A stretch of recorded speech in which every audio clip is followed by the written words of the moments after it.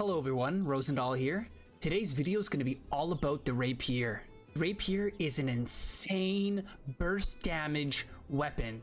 PvP, this weapon is an absolute monster. I use it to 1v1, 1v2, even sometimes 1v3 players. This weapon is incredible. This weapon is a dueler's dream. In PvE, it can also put out insane AoE damage. Overall, the Rapier is an insane weapon, and I would definitely recommend trying it out. So if you're interested, please watch this video. In this video, I'm going to be talking about the PvE builds, the PvP builds, also the gems, the attributes, and the gear, all of it. But other than that, guys, let's get right into the video. So first off, I'm going to start with PvE.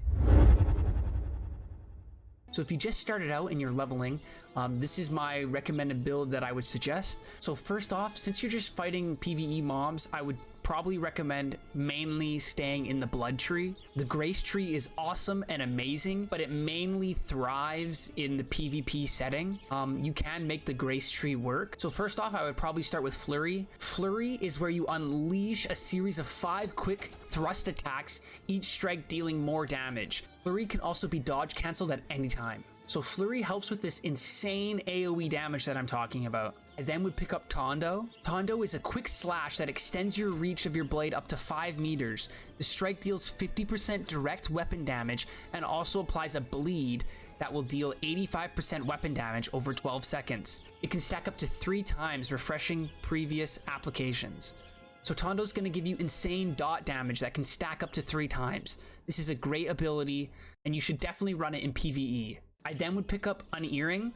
So this is going to make you deal 5% more damage to targets with the Rapier bleed. Then would pick up Flourish and Finish. So Flourish performs an attack knocking back enemies, and then pressing light attack at the end of Flourish will continue the ability by automatically performing Finish. Finish lunges forward, consuming all Rapier bleeds on any target hit, dealing 110% of their damage immediately. This is really great for like big mobs that have a lot of health. You get 3 stacks of your bleed on them, and then you Flourish and Finish, and it consumes all the bleed damage instantly, and it's huge burst damage. I then would pick up Thirst for Blood. So when you apply your first bleed stack to an opponent, this cooldown is reduced by 10%. I then would pick up these 2, Light Edge, Heavy Puncture, Flare, Swagger, Fuel, and then Bloody End. So these passives here are going to make your Flourish and Finish give you grit. It's going to give you stamina when you hit a target with Finish. Also, each tick of Tondo is going to reduce the cooldown, and then Bloody End is going to make the Finish deal 150% damage instead of only 110. So this is going to give you a 40% damage buff. I then would pick up Overwhelm, Leading Strikes, which is going to make each hit of Flurry reduce the cooldown by 7%. So this is going to help with you resetting Flurry. If there's a big group of enemies, you're going to be able to use Flurry multiple times as long as you're hitting every single enemy. The Bone, which is going to extend the Rapier's bleed by 1 second every hit of Flurry. It also is going to extend the future stacks of the same bleed. For these last 3 points, I usually would take Desperation, which gives you 10% more damage when your stamina is below 40%. I then would pick up Perfectionist, which is going to deal 10% more damage when your health is full. So especially in grouped content, this is going to help because, you know, hopefully your tank has the aggro and you're just sitting at 100% health and you're just going to deal 10% damage. Also, if you're very good at dodging and avoiding as much damage as possible, this will most likely be active for a decent amount of time. I then would pick up Red Curtains, which crit strikes reduce all cooldowns by 5%. This is going to help with all your cooldowns and keep the whole rotation going. There's also Refreshing Strikes, which you're going to have, which is also going to reduce your cooldowns by 1% on any hit. So all these cooldown reductions are going to help with spamming Flurry, with spamming Tondo, with spamming Flourish and Finish. So this is a pretty decent PvE build for leveling, for expeditions, for all PvE content. I would run this and pretty much only this. Riposte is pretty decent, but I wouldn't say it's like, oh, you need it. No, I wouldn't say you need it. It might help if you're alone. You get rid of one of these here, but all of these kind of work together. So I really enjoy just sticking in the blood tree for PvE. This is definitely the build I would recommend for PvE. In this next part, I'm going to be talking about PvP. So for this, I'm mainly going to stay in the Grace Tree because like I said earlier in the video, the Grace Tree gives you everything you need to outplay your opponents. So first off, I'm going to start with Evade. This is a small, reliable sidestep in your current movement direction that cancels any current activity and provides momentarily invulnerability. Light attacks made during Evade are performed exceptionally fast. This ability is insane. This ability is going to give you so much outplay potential. You can dodge anything with this ability. Stuns, damage, you name it. Once you master this ability, you have everything you need to dominate your opponent. I then would pick up Breathe In, which is going to gain 20 stamina immediately on use. This is so helpful when you're trying to kite enemies. You can roll, immediately use Evade, so it gives you 20 stamina back. I then would pick up Riposte. So Riposte is a defensive stance for 1 second. If struck during this ability, counter the attacker, stunning them briefly for 1.5 seconds. You are briefly invulnerable upon a successful Riposte. Riposte, again, is an insane ability. Guys, I'm gonna keep saying this. This weapon for PvP is absolutely insane. So I recently started using this a lot in PvP. You know, throughout my whole leveling from 1 to 60, I used the Rapier, but only in the Blood Tree. I never really tried the Grace Tree in PvP. And then when I actually started playing PvP, like solely PvP, I respec'd into the Grace Tree and tried it out. And I am telling you guys, I blow people up. I absolutely blow them up with this weapon. Post gives you, again, so much outplay potential. You can pop this and avoid anything, and then stun them as well. I then would pick up Flesh. So when you use this ability, you leave the ground lunging forward for 10 meters in a stabbing motion, piercing through enemies, dealing 145% damage. This ability gives you so much mobility and finish potential.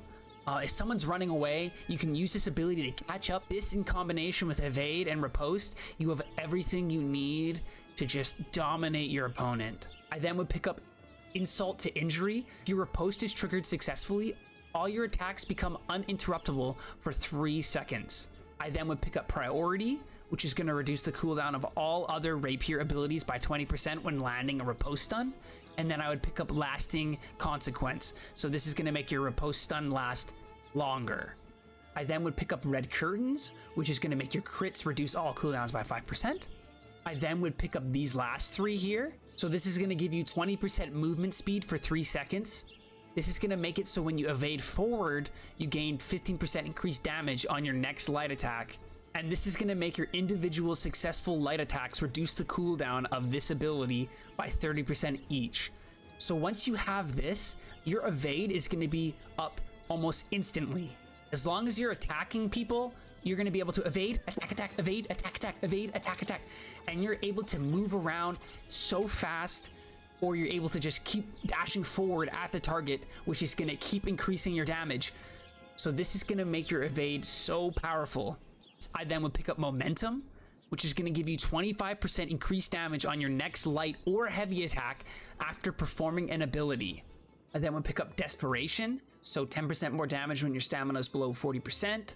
I personally take Swiftness, so 3% haste for 4 seconds on any hit, can stack up to 5 times.